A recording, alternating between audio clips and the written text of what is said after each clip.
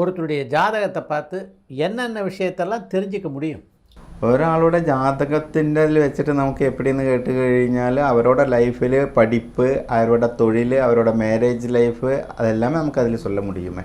ഇപ്പോൾ എന്ന വയസ്സ് എന്നെ പഠിക്ക മുടിയും, എന്ന ദശയിൽ പഠിക്ക മുടിയും, എല്ലാവർക്കുമേ പഠിപ്പ് നല്ല വരാതെ.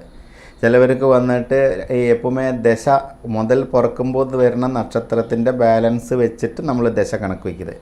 അപ്പോൾ അന്ത ദശയിൽ വന്നിട്ട് ബാലാരിഷ്ട്, രണ്ടാമത്തെ ദശ தான் നമുക്ക് എഡ്യൂക്കേഷത്തെ കൊടുക്കുന്നത്, പഠിപ്പിനെ കൊടുക്കുന്നത്.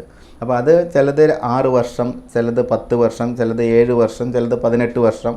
അപ്പോൾ രണ്ടാമത്തെ ദശ എവിടെ കിടക്കുമോ അത് മൊത്തமாக നമുക്ക് പഠിപ്പ് ജാസ്തി കൊടുത്തിരും. കമ്മി വരുമ്പോൾ പഠിപ്പ് കമ്മിയായിട്ട് വരും.